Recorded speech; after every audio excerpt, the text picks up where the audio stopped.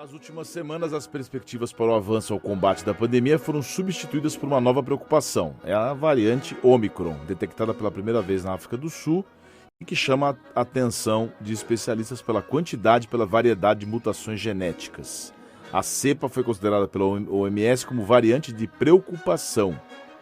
Detectada em mais de 25 países no Brasil já foram confirmados 3 casos da variante só em São Paulo. Para falar sobre o assunto, nós convidamos a doutora Raquel Muraek, infectologista do Hospital São Luís e da Medicina Interna Personalizada. Bom dia, doutora Raquel.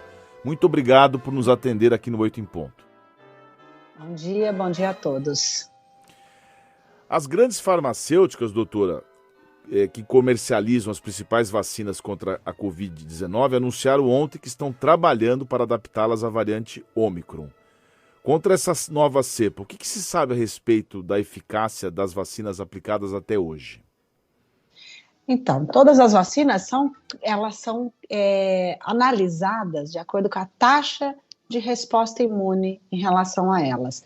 A cada mutação, ou a cada variante, né, que é um compilado de mutações, ela sofre uma análise e é uma avaliação que vai ser feita de 5%. Esse é o motivo de ter feito um reforço vacinal, para se manter uma resposta imune às vacinas. Essas empresas vão rever se a sua vacina tem potencial imunogênico contra ela ou não. Apesar da gente não ter dados, não haver dados definitivos sobre a eficácia das vacinas, elas e a dose de reforço ainda podem ser consideradas ferramentas potentes contra o vírus, né, doutora? Sim, toda vacina. Vamos pensar como se fosse de gripe, que nós tivemos aquela pandemia em 2009. A vacina feita na época, ela já foi modificada ano a ano e todo mundo toma a vacina de gripe porque o vírus, ele também tem as suas variações sazonais e por períodos, né? Que nem o coronavírus. Nós já estamos há quase 2 anos, né, de pandemia. Então, ele tem as suas variações, que é o normal dele para sobreviver. Então, a vacina de gripe, todo ano ela é modificada e é feita novamente, e essa vacina nos ajuda a dificultar, a não ter formas graves de gripe, a não ter mortalidade de gripe, mas ainda continuamos tendo gripe. É a mesma coisa em relação ao coronavírus. A vacina vem para ajudar a você ter uma resposta imune. Não vai ausentar, não vai tirar você de ter o vírus, vai diminuir a chance de você ser hospitalizado, de você ter um caso grave em relação a ele. E é certeza que as vacinas vão ter que ser adaptadas também, por períodos, ou até só o reforço vai bastar. Então, isso agora, a ciência vai ter que correr rápido para avaliar se o reforço já ajuda ou não. Eu acho que existe pelo menos uma expectativa, se bem que não sei se é possível trabalhar com expectativa, por isso que a gente chamou a senhora, né, especialista. É possível já a gente imaginar que essa Ômicron seja mais ou menos parecida com a Delta? Do ponto de vista, toda variante, vamos pensar, na alfa nós tínhamos perda de paladar, perda de olfato, era um cansacinho. A beta era um quadro mais de cansaço progressivo, uma febre baixa, mas dava uma falta de ar.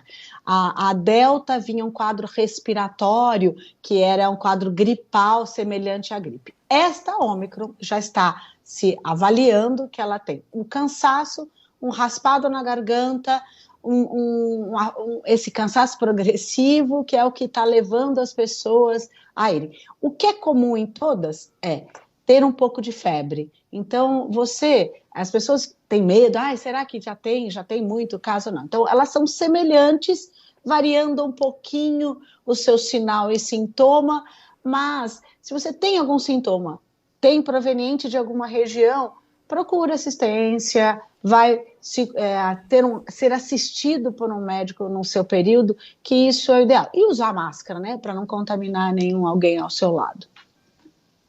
A gente mencionou muito aqui, às 9h07, nós estamos ao vivo com a doutora Raquel Muraek, infectologista do Hospital São Luís. A gente mencionou muito aqui, doutora, e o Tedros Adhanom, que é o diretor da OMS, falou isso, que reforçou que a única maneira de acabar com a pandemia e o surgimento de variantes é resolvendo a crise das vacinas, em especial nos continentes menos assistidos. Sim. A gente tem essa visão mesmo, ou seja, se a gente não ajudar essa forma mais solidária de vacinar o mundo inteiro, a gente vai continuar sempre à mercê dessas novas variantes? Então, onde tem nichos de transmissão, que a gente fala, que seria focos de quadros, né? Se você não tiver a vacinação ideal para todo mundo é em torno de 80% a 85%. Na história das vacinas, pelo menos 86% se você diminuir taxa de transmissão. Nós ainda não temos, nem no Brasil, nem em lugar nenhum do mundo, chegou nesse nível ainda. Então, países que não têm a vacina ou que estão em deficitário em relação a isso, as transmissões que vão tendo na população vai fazendo com que o coronavírus faça suas mutações, uma somando a outra a cada 15, 20 dias, até ter um compilado de mutações fazendo uma nova variante. Então, isso acontece em países menos vacinados, onde você tem na população focos rápidos de transmissão, sem ter os cuidados, né, as medidas preventivas. Isso faz com a presença e a recorrência de mutações. O vírus, ele precisa, vamos dizer, ele quer se desenvolver, ele precisa sobreviver. Com isso, ele sobrevive através das mutações. Nós, para vivermos e não termos mais isso, a gente precisa que todos vacinem, todos façam medidas de segurança, pelo menos uso adequado, que tenham a sua consciência de que eu estou no 4º, 5º mês perto da vacina, eu vou ter que ter um reforço. Então, os reforços dessas vacinas, provavelmente, se ainda continuar tendo mutação, vai ser num período desse mesmo de 5 a 6 meses, que é o que se está se mostrando no geral dessa história, dessa pandemia. E as pessoas que têm maior fator de risco, elas realmente vão pegar se não tiver os cuidados. Aquelas que têm baixa resposta vacinal também vai pegar se não tiver tomando as devidas medidas de prevenção. Então, curada, grande, e tem muita gente ainda que não teve Covid. Tem um risco maior para a saúde, para essas pessoas que já foram infectadas, no sentido de pegar, ser reinfectado pela Ômicron, ou não? Não faz diferença? Na história geral, né, de infecções virais, a partir do momento que o vírus vai se modificando muito, que nem esse, se modificou demais, ele já é quase, né, ele é diferente do que o primeiro, que já saiu há muito tempo, você pode ter reinfecções. Sim, ele propicia um aumento de reinfecções, porque ele tem muita mutação, ele vai burlar o sistema de defesa, ele vai burlar a resposta entrando essa proteína spike com modificações que nem ele tem, mais de 32, então a pessoa pode ter uma reinfecção maior. Então, por exemplo, a Delta se discutiu que tinha em torno de 5 a 10% e não oficialmente chegando a 15% de reinfecção. Historicamente 5, mas chegando a 15.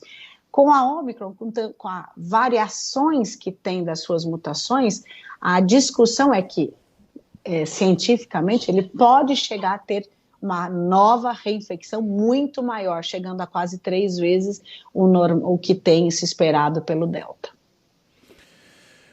Nós conversamos ao vivo com a doutora Raquel Moarec, infectologista do Hospital São Luís e da Medicina Interna Personalizada, o MIP. Doutora Raquel, muito obrigado por sua participação aqui no 8 em Ponto, uma excelente resto de semana para você. Para vocês todos aí. Muito obrigada pelo convite.